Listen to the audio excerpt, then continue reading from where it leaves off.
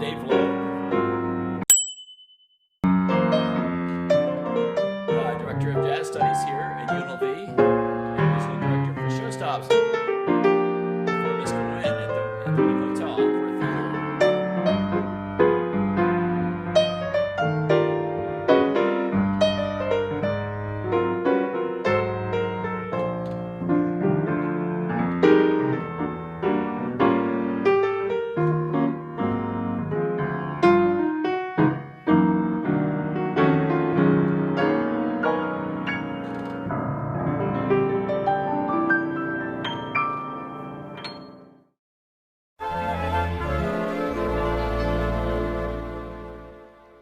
The second year at Eastman, I'm playing in the jazz ensemble, and I'm writing charts, all night long for Rayburn Wright with a full studio orchestra. One of them, you're gonna have to edit this down, of course, but one of them was I did a chart, and I think Julian found it up there in the archives. It was on You're My Everything, or You're Everything. It was a Chick Corea tune, and Rayburn Wright said, I brought it in to show him. And I did the whole first part that Chick Corea did on the original recording with Fender Rhodes, and him playing these, like cadenza parts, solo. And I said, geez, I would think that'd sound great on soprano sax. And the way Chick would play his chord, Chick Corea would play these chords with a volume pedal, and it reminded me of French horns because he was using like 4-note, 5-note voicings. I said, yeah, I really liked it, transpose that and write it out. And Ray Wright said, why don't you just have him play over the chord changes, So I really want to hear. So it was one of my first arranging lessons, and it would have never come off except I had Bob Shepard playing the soprano sax part, who could literally play it, and then the French horns, and of course Rayburn Wright had to conduct through the whole thing. So we did that. We did the chart in one of our studio orchestra concerts. It was a typical, 2 feet of snow. Most of the snows, and they rarely closed the schools in Rochester. They actually closed the schools. Rayburn Wright went on with the concert anyway. So there's 70 students on stage, and I think like 20 or 30 people in the audience, in a place that holds 1,000 people. But so that was one of my stories there. So then my senior, 77, Ben Vereen, who's a Broadway entertainer. Many of you probably don't. Many of the students wouldn't know necessarily, but they should, if they're in Broadway, they definitely need to know who Ben is. He's Broadway royalty, but I could not believe when I saw Ben Vereen perform. I've never seen anything like it with mostly because of his acting ability, and his singing. But I get the call from my friend, can you come now to LA? This is, I don't know, end of April. So I did. I said, okay. So I fly to LA like May, whatever it was. It was the Eastman graduation, so I missed that graduation.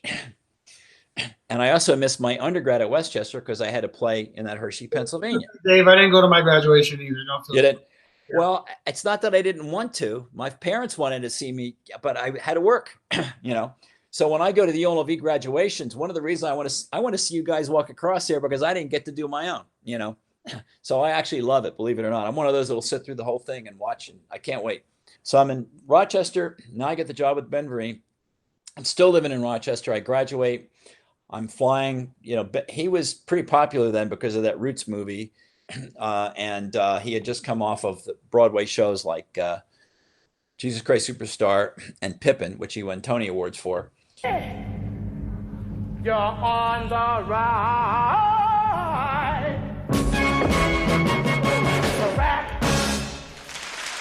And we're traveling literally all over the world, several weeks out of the year. But at one point, Ben Vereen says, I'm really, I need you in LA, because I was starting to write arrangements for him. Every town we would go to, and it would have a 25-piece orchestra for him. It was in his contract. 8 strings, big band, 3 trumpets, 3 bones, 4 saxes, I think it was. And we would travel with a rhythm section. So Ben gave me a chance to arrange for him. And I have it in my garage. It was called Ben's Blues. It was kind of my audition. It was something to introduce the orchestra with, just a simple 12-bar blues with a little string lick. So then he asked me to start writing charts. So now I'm starting to write all the arrangements for him and getting paid, union scale. I always put in a bill.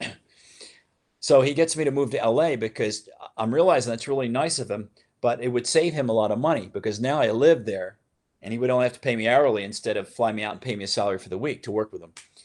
So I moved to LA in 1979. Ben Vereen wanted me to write the music for a TV show he was doing called 10 Speed and Brown Shoe. But the producer was a famous producer named Steve Cannell, had already been working with Mike Post, he's on my wall right there, up there. I don't know if you can see. I can't see. Law and Order, Mike Post. Law and There Order. he is. He's the one who. That's the last notes on Hill Street Blues right there. He goes, The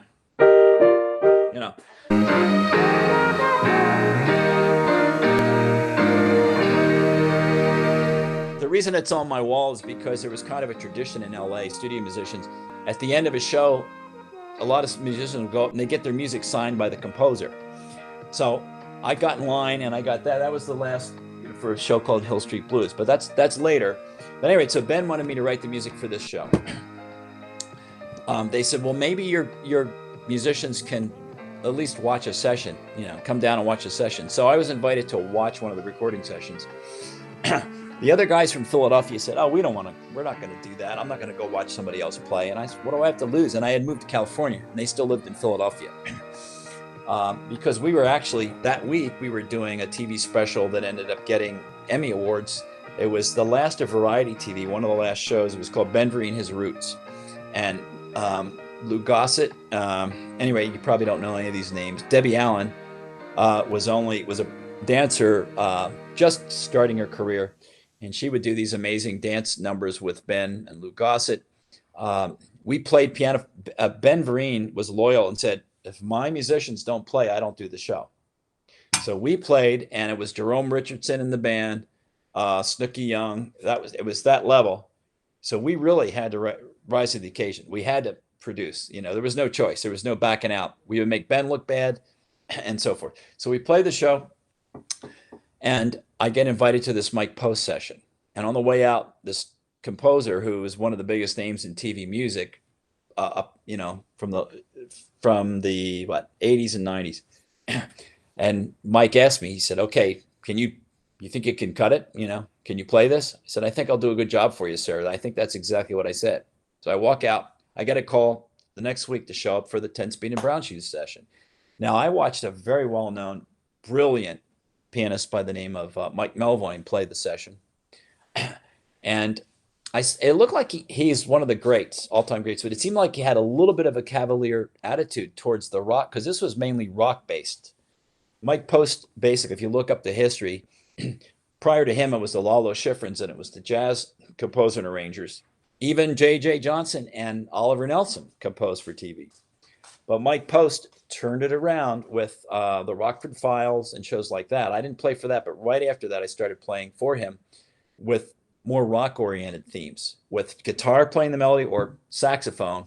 A lot of times it was this Dave Boroff was the one there was other people that played it. But so I get called for the recording session. I show up and I play it, and I leave and I say, thank you, Mr. Post. I see everybody hanging out and talking to Mike, and I just try to do my job and leave. Next week it's 10 Speed and Brown Shoe, and it's a show called The White Shadow. And then for the following, now I'm getting called for 3. Greatest American Hero was another one. Now I'm doing 3 shows, and then the next week it's Magnum PI.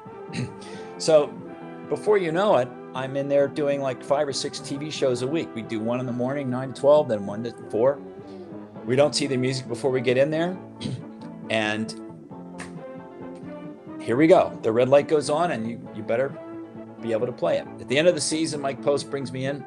Everybody says you're playing this rock stuff, you're grooving, He says, I have a show next season I want to use you on. It's experimental, but I'm going to use piano for the first time, and I don't know how it's going to be received, and that was Hill Street Blues, A couple of years later, I ended up writing a song Dolly Parton recorded. That's a whole nother story. And I played for probably 30 or 40, I think 45 or 50 TV shows that were prime time. And back then we had 35-piece orchestras in every show.